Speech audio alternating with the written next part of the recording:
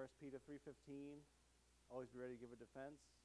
We talked about that. We talked about different types of apologetics and basically a broad overview of what we're going to cover more in depth starting now and going forward. And if you weren't here last month, this is like an open class, so you can ask questions if you want clarification, or we could talk about things. So class participation is encouraged.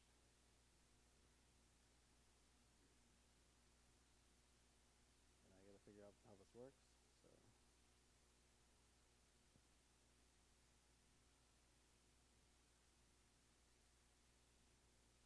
All right. So this class we're going to talk about worldview and what is a worldview. Does anyone know what a worldview is? If someone says, what's your worldview? Does anyone know what that means?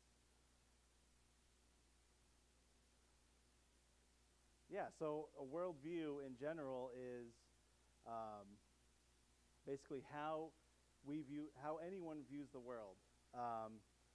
Everything you see, touch, engage with, interact with, you're going to interpret that through your worldview.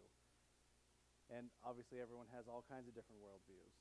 Like we talked about last month, you can have a Jehovah's Witness worldview or a materialistic, atheistic worldview, or for us, Christian worldview. So it's the glasses which you see in the world, right? So you look at, there's all kinds of examples. You can look at, for a Christian worldview, if you see, a birth of your child, that's like a very miraculous, like, oh, praise God, and everything else. But from an atheistic worldview, if they're being consistent, it's just kind of like, well, yeah, that's what monkeys do, right? So same event, but seeing in a different light. That's kind of what this class is all about. So here's a fun little map I found. MacArthur's Universal Corrected Map of the World. So you'll notice the south is up. So there's nothing technically wrong with this map, right? Like it's correct, but it's very strange to see. And it's just an illustration on how you view things can really change how you interpret the information. Here's another picture too. Just of the globe, but from a different angle, and totally looks different. And different people see different things. Like this picture right here. Who sees a dressed up young lady looking away? Who sees the old lady? Yeah. You don't see the old lady? So see her chin is down at the bottom and her little mouth? Yeah. And the young one, the nose is up in the middle. She's looking away. So presented with the same information, different conclusions based on how you look at it.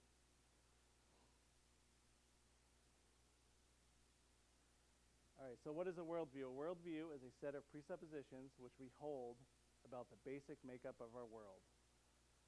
That's from James Sire book, The Universe Next Door.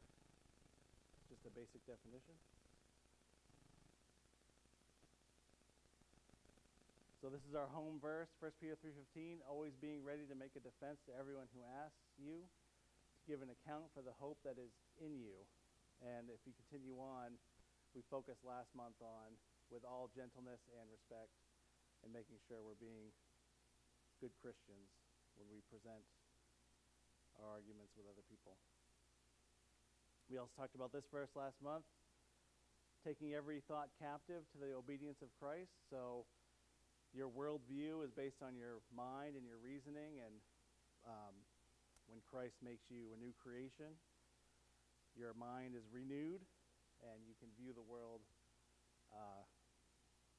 as God intended. So just to get on with that, just to continue on with that point, Romans 12, verse 1 through 2. Therefore I urge you, brethren, by the mercies of God, to present your bodies as a living and holy sacrifice acceptable to God, which is your spiritual service to worship. Do not be conformed to the world, but be transformed by the renewing of your mind, so that you may prove what the will of God is, that which is good and acceptable and perfect. So that verse stated two ways can be, don't be conformed to this world, and be transformed by the renewing of your mind.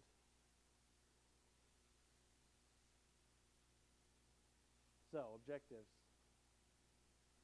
I work in nuclear power, so we always train by objectives. So you'll always see objectives for what we're going to learn. So our objectives are going to be discover and understand what is a worldview. We can define your own personal worldview. We're going to understand what the essential elements of a biblical Christian worldview are. We'll reflect what it means to think Christianly. We'll integrate the biblical Christian worldview into all areas of life and discern other worldviews and circumstances of life, popular culture and media, and as always, live their Christian faith. So what's the purpose of any worldview? Think about why do people have a worldview, and everyone's trying to answer 4 basic questions. So what is real? It's question 1. So what is the nature of ultimate reality? Is the universe all there is? Is it only material in nature? Is this a physical universe, an illusion, like the Matrix, right? And who or what is God? Question 2 would be, who am I? What does it mean to be human? What is our purpose? And what are we doing here?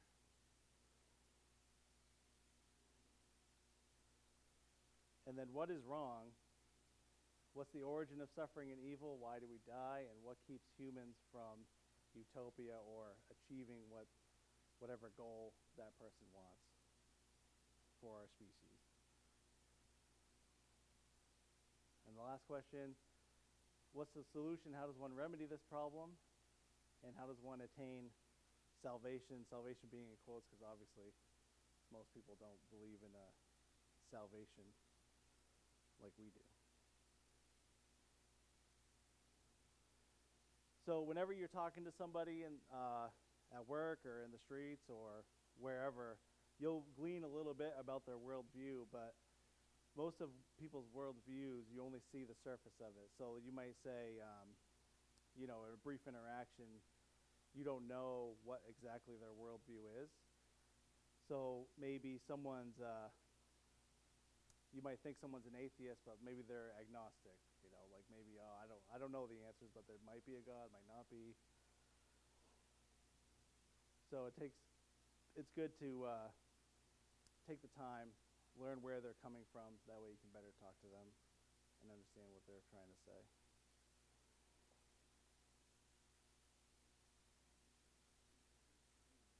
All right, what a worldview does.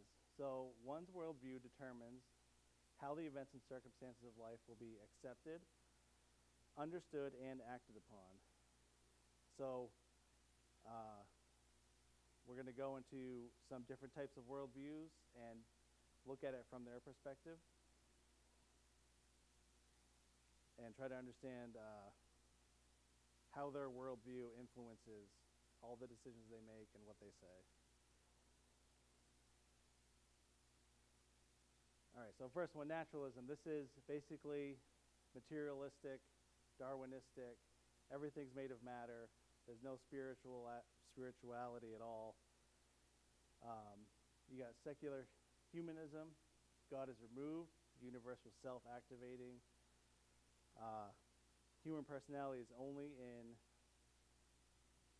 interrelation of chemical properties, and values are man-made. So one of the things we're going to stress when we start talking about either next month or the month after, engaging with atheism, because I think that's the most common we're going to run into,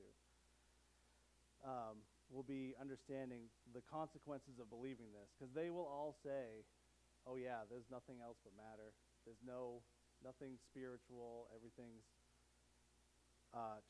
everything in your brain is just a chemical reaction. But when you press them on that and make them realize the consequences of that thinking, then you can really get them to see that they're not living consistently in life. Here is Carl Sagan, pretty famous. Cosmos is all that is, and all that was, and all that will ever be. And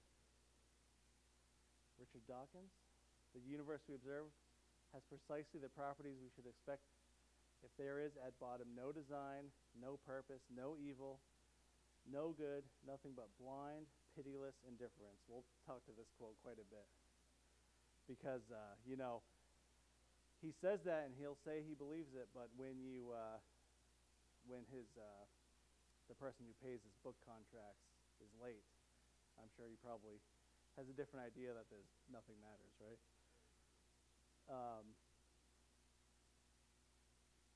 Yeah, he's pretty good. He's a pretty good guy. All right. The late Stephen Hawking, the human race is just a chemical scum on a moderate-sized planet orbiting around a very average star in the outer suburb of one of among 100 billion galaxies. We are so insignificant that I can't believe the whole universe exists for our benefit. That would be like saying that you would disappear if I closed my eyes. So these material atheists, this is the worldview they're coming from. Nothing matters. There's no real value to anything we do, and we can pretend, but in the end, it's just the universe and matter.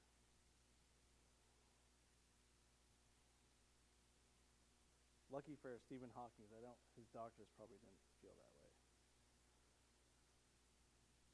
C.S. Lewis in his book Miracles, naturalism is self-refuting because it is inconsistent with the validity of reasoning. So what C.S. Lewis is saying there is that, kind of touched upon it, how Richard Dawkins, Stephen Hawking, Carl Sagan, they all say, nothing matters, we're all just animals, materialistic, all that. But then I ask Charles, any of these people, and say, well, why can I eat broccoli and not my neighbor, right? Why can't I eat my neighbor? It's like, well, I mean, that's against the law. Well, laws change, right? So you can find them living in consistency with reality, and that's what C.S. Lewis is talking about.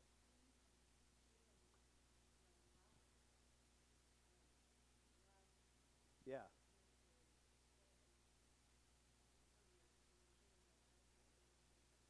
Right. Yeah, and they'll say, oh, it's just how our chemical brains are fizzing, right? Brains are just fizzing chemicals, and we're just reacting to that. Right. Yep. And remember what we talked about last month too, is that they know God. God has revealed himself to them. Oh, sorry, you weren't here. So last month we talked about how in Romans it talks about how God has revealed his nature to them and made it evident to them, but they have to constantly suppress that knowledge. And that word suppress is like an active suppression. So the example I like is trying to hold one of those beach balls underwater, right? You have a beach ball here, and you want to suppress the truth, so you have to actively hold it down all the time. But what happens after a while is it eventually pops up, and that's where you'll find people living inconsistently. So they'll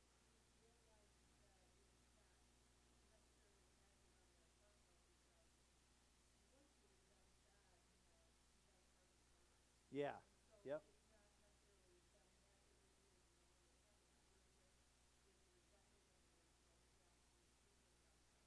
Yeah, so if you read Romans 1, you'll see it, and it is like that, but they get so used to doing it that they've lied to themselves so long that they don't even know they're doing it anymore. So they won't say like, oh yeah, secretly I'm actively suppressing the truth, but they've done it for so long that God says that or the Bible says that their minds their thinking became futile, and their hearts were darkened. So after so long, they've lied to themselves so long that they don't even realize the inconsistencies that they live, because you can't live in God's world with this kind of view or Charles Dawkins' view, and it's just not going to work, because this is God's world, right? And that's a big part of apologetics that we're focusing on, is that the Christian worldview is the only one that you can live consistently with reality, which is what makes it true.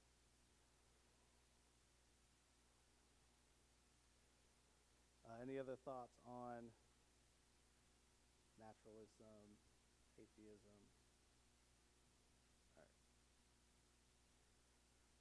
right. Most of that will eventually lead to nihilism, not really sure.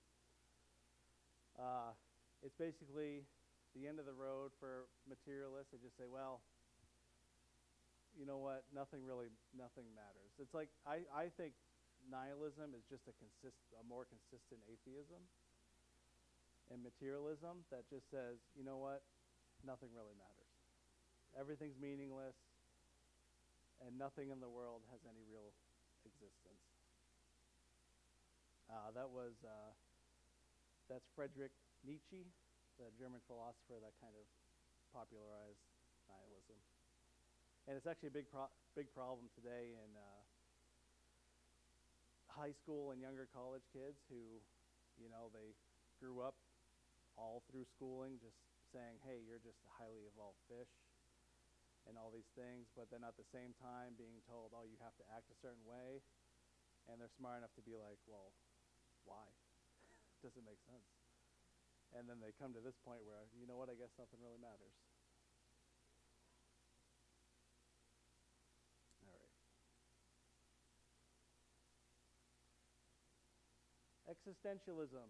This is, that's Jean-Paul Sartre. Basically, it's a worldview that says humanity is important. People make themselves who they are, but knowledge is subjective, and there's no absolute moral values.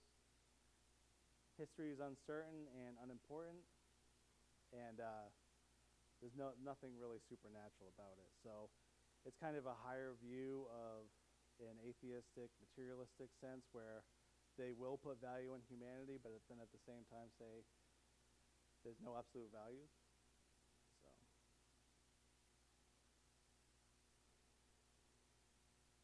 And you can have two different types of like you've heard of existential crisis, right? Where like me and my wife do this sometimes, where you'll just be driving around and seeing all these people, and you're like, wow, man, there's like, look at all these people just living their lives. The existential crisis, kind of like realizing how small you are in the grand scheme of things. There can be an atheistic and theistic side to existentialism. But even the theistic side is more of an ambiguous, agnostic, like, well, there may be a greater force out there.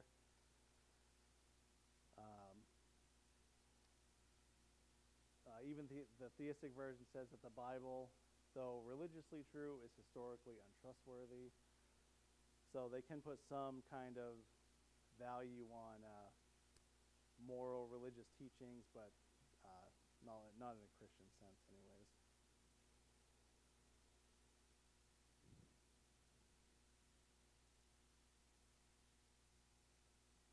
All right, pantheism. This is kind of like the Buddhism, Hinduism type worldview, where it doesn't really matter what road you're on, we're all going to the same place. Everyone could have their own different ideas. No such thing as time, like reincarnation. History's cyclical, and the end goal is to turn into nothing and join the one God. And so if reincarnation is a failure, you failed in your previous life, so you go be, I don't know, somebody else, I guess. Try again until you disappear completely. Sounds terrible. This pantheism, this kind of encompasses a lot of different things. It can be many gods too, as well. It doesn't have to be like the Buddhist.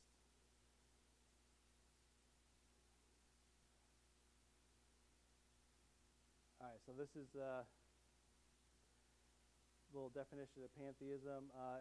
If you can still believe in a God, but also embrace science and education, live free of supernatural authority, not fear divine retribution, nor concern yourself with the heaven above or hell below, and only live in the now. This is pantheism. So what does someone see in this statement here that you can, like if someone said this to you, like, hey, well, this is what pantheism is. Like, what would you pick up there immediately to be like, well, I don't think you're, because they're obviously trying to allude to Christianity, right? Heaven, hell. What does anyone think? Like you could say right off the bat, like, well, okay, right, yeah, yep, and also like believe in God but embrace science and education. Well, hold on a second. I mean, if you look through history, Christianity really started science and was always the front runner in education. So it's definitely a misrepresentation of Christianity. And we don't live under God as like a dictator. Like it says, free of supernatural authority. We're not burdened by the yoke of Christianity. Christianity is really what sets us free from the burden, from the slaves of sin, right? Just some things to keep an eye out of when you're reading these. You can kind of pick apart little untruths and unpack them. And then probably the most, one of the more popular worldviews you might deal with, New Age. Who's heard of New Age stuff?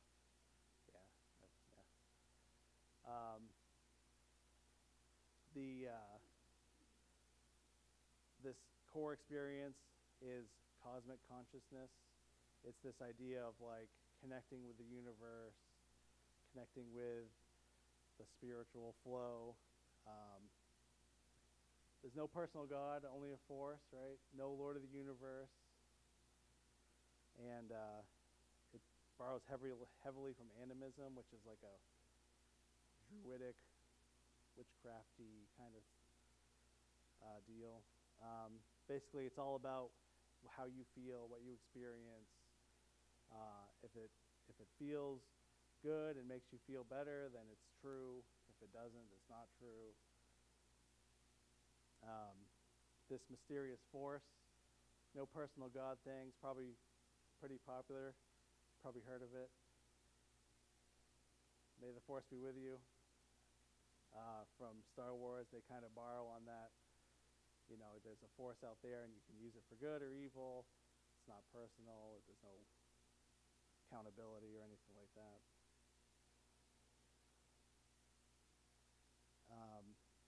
I know New Age, we see a lot of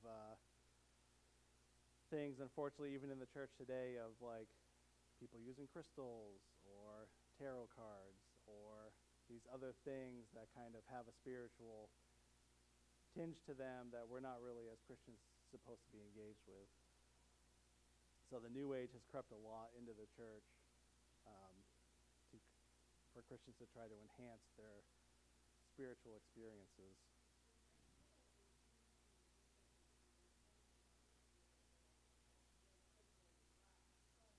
Yeah.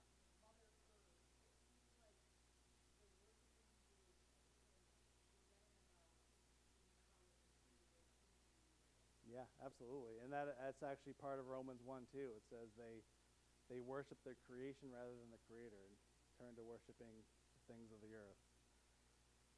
I don't have a Bible in front of me, but it's pretty close. That's pretty close.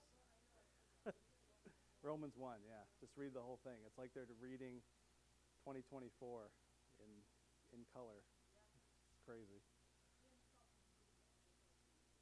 Right. Yep. Yes. Yep. yeah, like the meditation. We've talked about meditation, not like the type of meditation where you're in the Word, meditating, praying, but like where you empty yourself and you try to feel the universe's energy. That's a big New Age practice as well.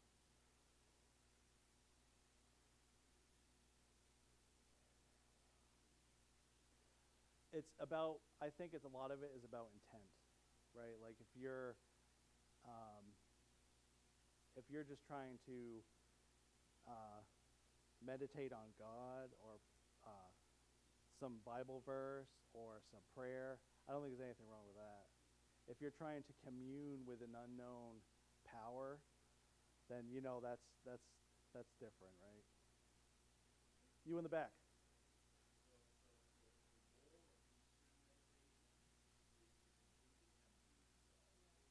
Yeah.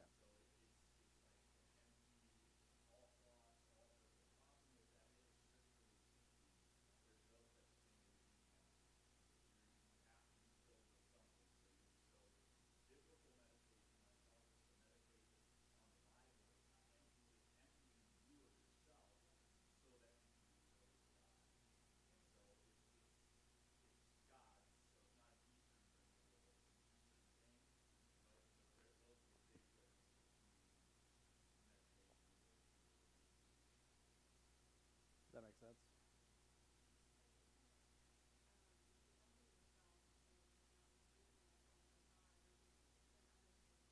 Sure. Yeah. Yeah. And that's why you see a lot of people engaged in it. I feel like the people engaging in New Age stuff have like exponentially more spiritual encounters and all these things that go on in their lives. I mean, I don't know. To me, that's pretty telling. So,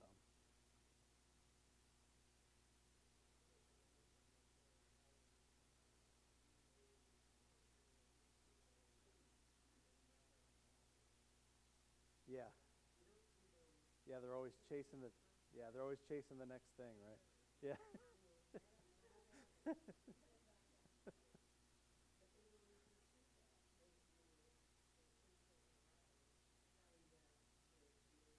yeah, yeah. It ends up. I feel like it ends up being a lot of work. Like, oh, I got to put these crystals out. I got to take this. Do all these rituals every day, or bad things will happen.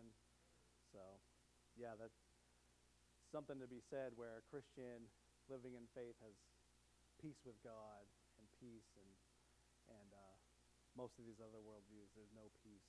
They'll say there's peace when there's no peace, right? All right, and probably the newest worldview going around that's frankly the most annoying to deal with is postmodernism. This is like all things are true. Whatever you say, that's fine. That's your truth. Has anyone heard that's your truth? Uh, it's not about knowing. It's just about feeling and being. No one can ever know the truth. Any story but my own is oppressive. Um, and social good is whatever society takes it to be at the moment. I think we've all had our fill of that. Um, so if you've ever talked to anyone about and that has this worldview, like you can lay out an argument and be like, this is the truth, or maybe not even an argument, maybe just present something that's true. And if they disagree, like, that's good for you. That's. And then it's like, well, what do I say now? Like, okay. Um,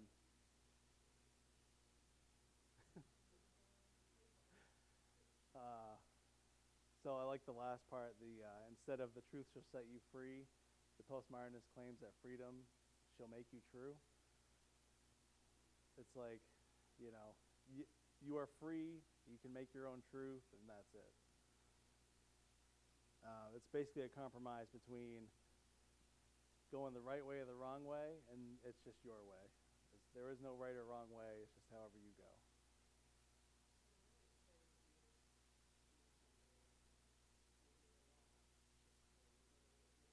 Yeah, Yeah, just punishments. Yeah, or or even better, why do they expect other people to obey the law, right? Yeah, right. I mean, yeah, it's a crazy world out there. Right. Yeah, but then yeah, and like this is good. Like thinking of those inconsistencies is going to help us a lot talking with our materialistic friends that we'll deal with. We'll dive deep into talking to those people next month or month after. But yeah, that's kind of what I want to get out of this class. Just starting to see those inconsistencies of what they think versus how they live and how they expect you to live. This is a little postmodern poster. It's our world. It's our word. Don't use it. Don't try to define it. And don't label us with it, even if we apply it to ourselves.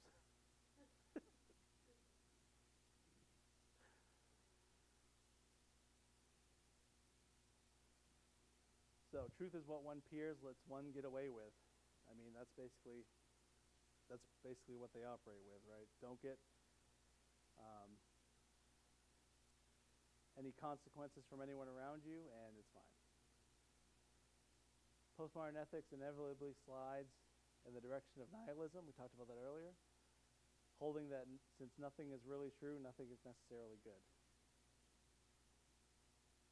Yeah, because I mean, how can you get good and evil out of the system, right? If everyone's position is true to themselves, then there's no standard until someone steals their wallet, and then there is a standard.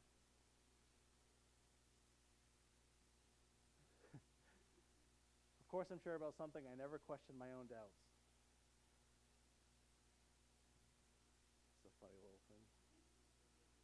Uh, Everything other than my personal opinion is just someone else's personal opinion. Authority. Uh, Better reality is that which, when you stop believing in it, doesn't go away. So, a lot of the things we'll talk about, like uh, universal morals or uh, logic and reason, these are things that if humans didn't exist, would still be true no matter what. So, you know, um, killing somebody or murder, more specifically, is always wrong. The unjust murder of something or somebody is always wrong no matter how anybody feels about it or whatever country anyone feels about it. It's just as true as 2 plus 2 is 4 because God says that murder is wrong, so that's it. And everybody knows it, but some some people don't apply it.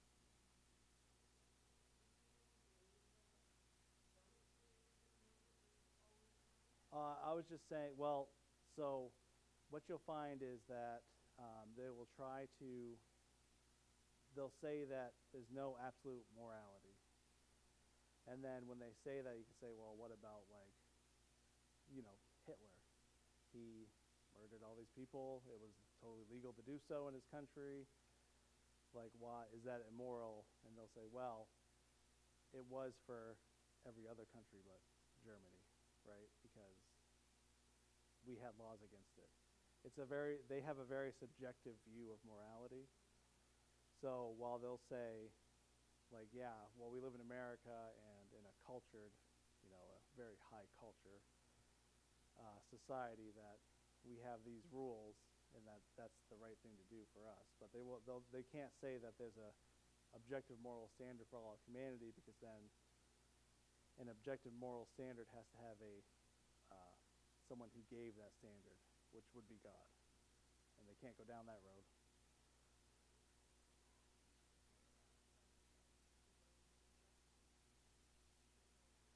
Yeah, so that's why I kind of clarified it, like unjust killing of somebody.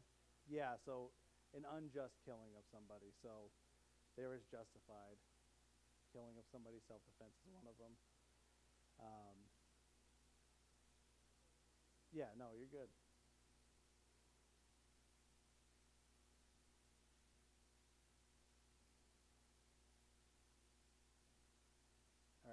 last one is deism. Has anyone heard of deism? Deism?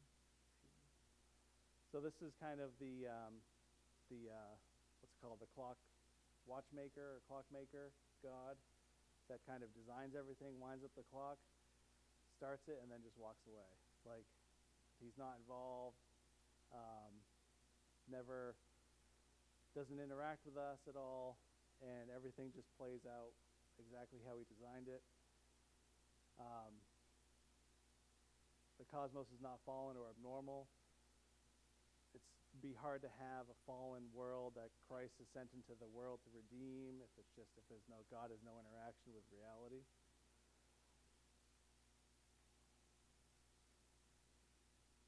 It's just a cause and effect, nothing supernatural. God is the first cause. He never intervenes, and there's no miracles.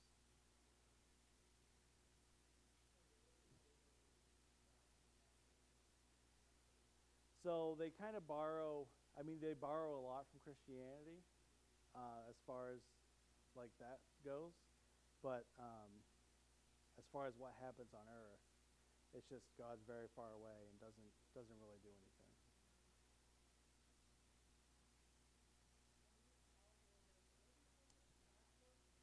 Uh, what's the phrase, Jeremy? Do you know? It's like the great clockmaker or something like that.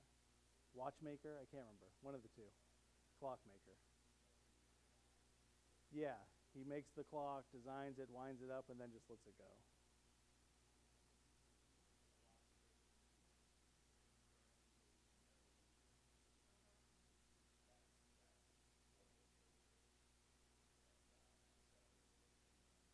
Yeah, billions of years ago, and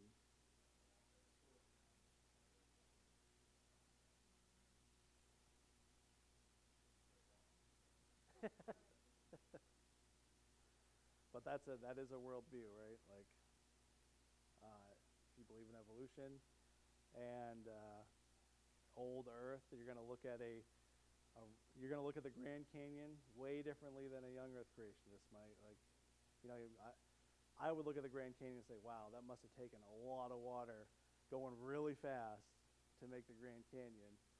And you know, an old Earth person might be like, well, that just came that little. I can't believe that little river buried all its way down there over millions of years. Same data, different outcomes. So, Christian theism. This is where we are, should be. Knowledge, death, reality, ethics, history, and the realness of human beings are all focused on God.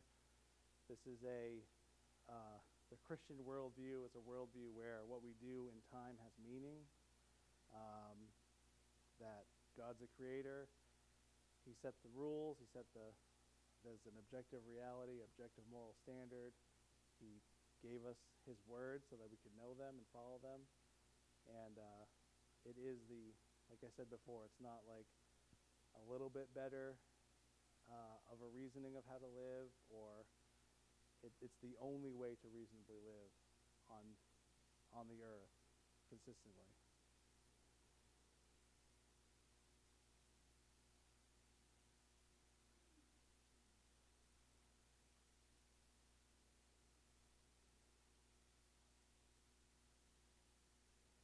So speaking of consistently, so if you have a worldview like, let's see,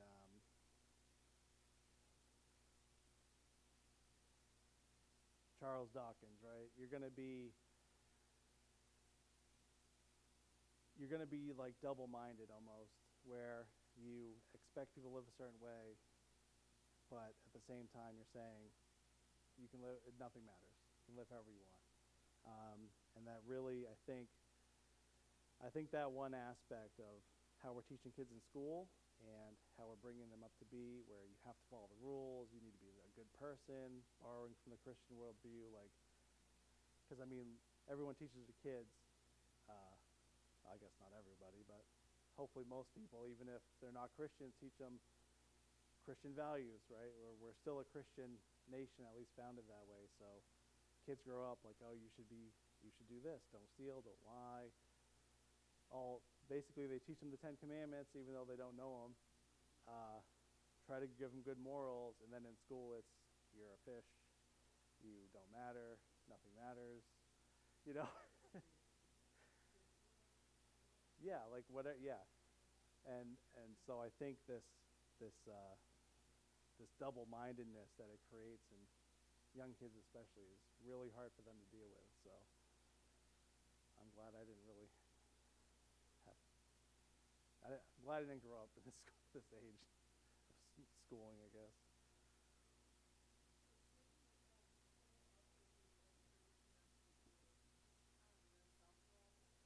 Oh yeah, absolutely. Yeah, for sure. Um, yeah, like we talked about the new age. That's all. What it's all about. How can I get better? What do I need to do to become spiritually better? Um, and you're definitely serving yourself at that point. Actually, that's a great example, especially if you.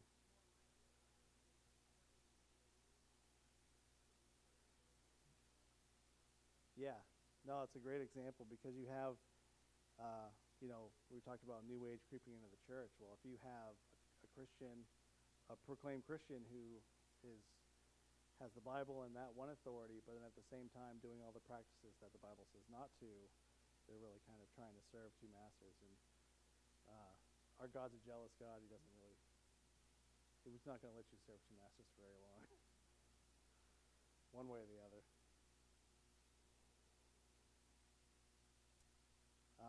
That's all I had tonight. A little bit shorter than last month. I tried to pare it down a little bit.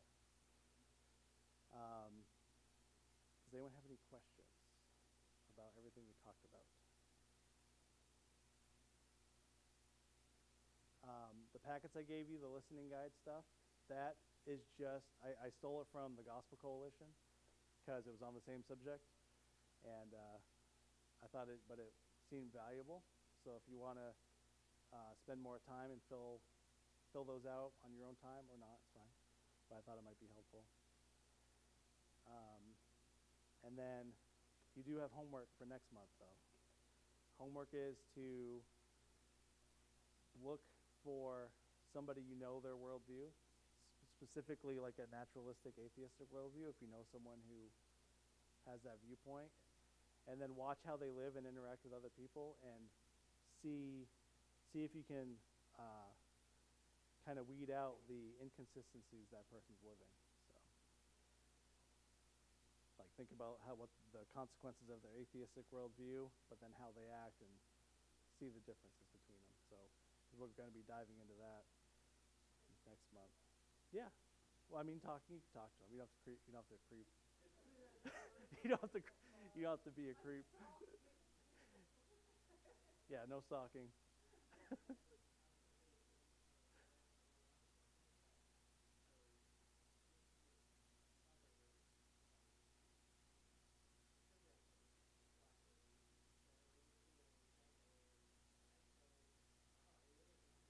Yeah.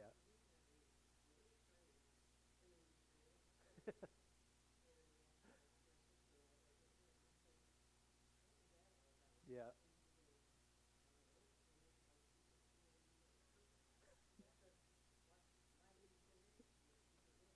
Oh, really?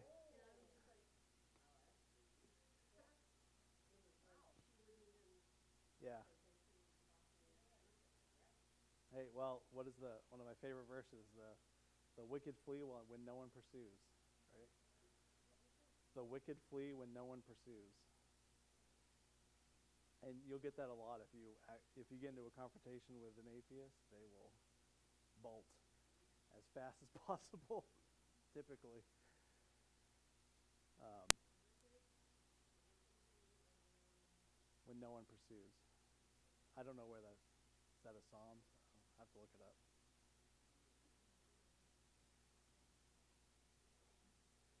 Um, so the last month was longer. This month is shorter. What do you like better? Shorter. Okay. Well, that's true. Is this a good length?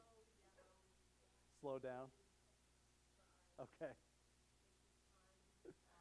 Yeah. I can get excited. I just get so excited up here, that's all. You know?